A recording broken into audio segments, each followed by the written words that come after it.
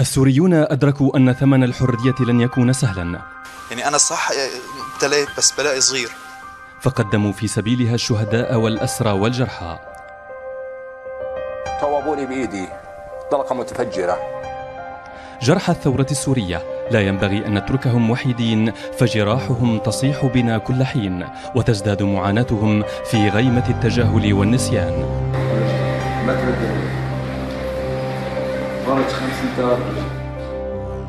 ضيوفنا ثوار وأطفال ومدنيون. الحمد لله رب العالمين، إن شاء الله هالشيء ما بيزيدنا إلا عزيمة وإصرار لتحرير البلد. نستمع إلى حديث جراحهم وتضحياتهم، فقد نرسم بسمة تمسح بعض آلامهم. أطيب وأرجع للصفوف المجاهدين. بسمة ألم. أنا المجاهد عبد الرزاق بكور من مدينة غسان، مواليد 1975. كنت أعمل في النقل الداخلي في مدينة حمص. طلعت الثورة سلمية، فانطلقنا معها لحماية المتظاهرين بسلاح خفيف وبسيط. ومن أسرى حاول الجيش بالدخول على مدينة غسان بالحملة الأولى، وصديناه بفضل الله تعالى. وبالحملة الثانية كمان صديناه بفضل الله تعالى. وقمنا بأسر وقتل عدة من الشبيحة، عدد كبير من الشبيحة بفضل الله، وأكثر من 30 دبابة اللي دمرناهن، ألغام كلها أرضية. وبعده ذهبنا إلى باب عمر كمان لحماية المتظاهرين بباب عمر، وقمنا بصد الجيش هناك أكثر من 3 أشهر. الحمد لله أكثر من 3 أشهر وما قدر يتقدم متر. طبعا كل هذا وقت كلنا متكاتلين كلياتنا ايد واحدة، وما في مثل هلا كتيبة فلان وكتيبة فلان وهذا كان كلياتنا كلمة واحدة وهدفنا واحد. هلا كل للأسف ما في كل هالشيء. والحمد لله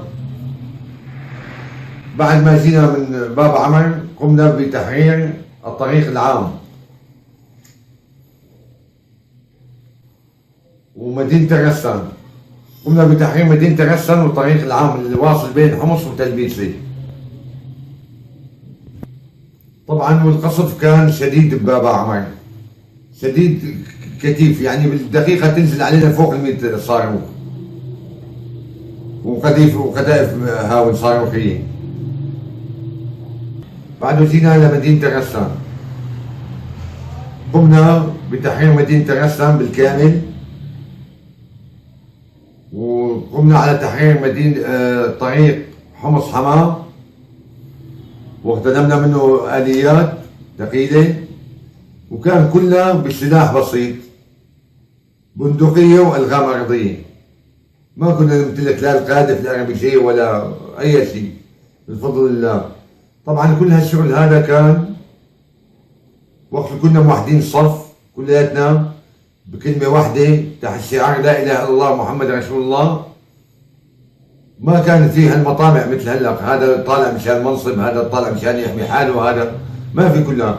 هلا صار الفضل، هلا كل واحد عامل كتيبة بتقول لحمايته بس، أو بس لحمايته.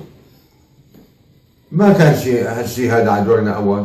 نتمنى أنه تعود هذيك الأيام بسلاح بسيط، بندقية، لأن السيكيوف حررنا واشتغلنا وصدينا الجيش. للأسف هلا كل هالشيء هذا ما في.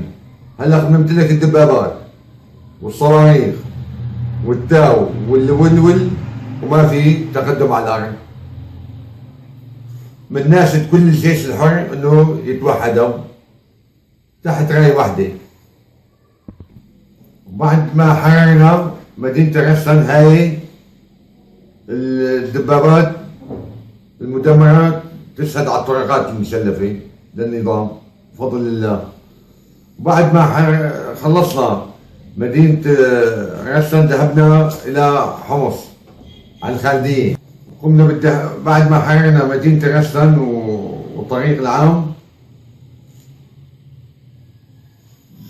ذهبنا إلى مدينة حمص إلى الخالدية. بالخالدية هناك كان المشفى الوطني على هو ما سولفونا هناك انه المشفى قلب للاسف للشبيحه اسر عالم وتصفيتهم هناك بالمشفى الوطني بمدينه حمص. قمنا بالاقتحام عليه بقياده الملازم اول عبد الرزاق طلاس، وبعدها اسرنا عدد منهم وقتل عدد منهم بفضل الله تعالى. بعدها ذهبنا لتحرير مدينة القصور موجودة بمدينة حمص، وهناك سقط الشهيد محمود طلاس أبو سرحان الله يرحمه يتقبل من الشهداء، وعدة زملاء لنا، وكانت إصابتي بإيدي وإجري براسي. وبعده رغم إصابتي وظليت مستمر. تابعنا من القصور ذهبنا للخالدية ومن الخالدية لدير بعلبة والبياضة وكرم الزيتون. والحمد لله هاي أنا أعتنق هلا الكرسي لأنه إصابتي بالحوض. نتمنى أني أطيب وأرجع للصفوف المجاهدين. وسبب إصابتي أنا قذيفة، انكسر الحوض والحمد لله، وما في معين إلا الله والمحسنين الله يجزيهم الخير. طبعا على ما كنا بسلاح، كل هالشغل هذا كنا بسلاح بسيط، بندقية وألغام. كان الألفة والمحبة غير هلا، على ما تعود هذيك الأيام الألفة والمحبة. كنا حارنا سوريا كلها للأسف، الله يهديهم ويصلحهم. رغم هالإصابات هاي أنا بتمنى حالي إني أطيب.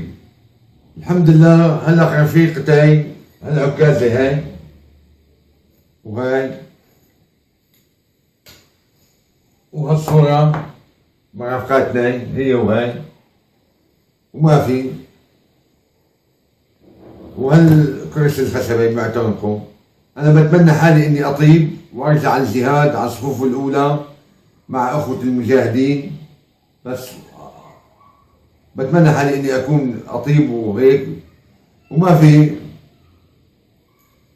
إن شاء الله إنه الله يشفيني هيك وأرجع على الجهاد. بتمنى إني أكون بالصفوف الأولى مع أخوة المقاتلين.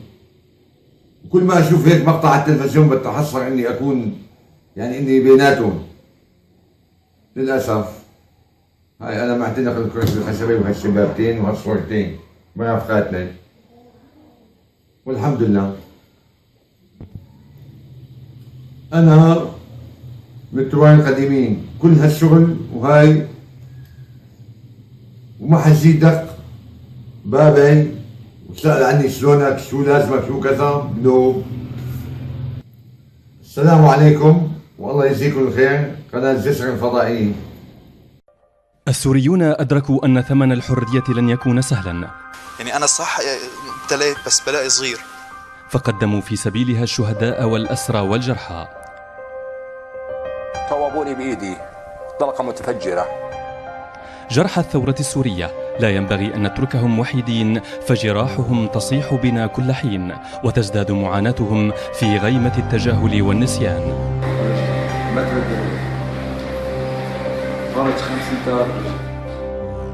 ضيوفنا ثوار وأطفال ومدنيون. الحمد لله رب العالمين. إن شاء الله هالشيء ما بيزيدنا إلا عزيمة وإصرار لتحرير البلد. نستمع إلى حديث جراحهم وتضحياتهم، فقد نرسم بسمة تمسح بعض آلامهم. أطيب وأرجع للصفوف المجاهدين. بسمة ألم.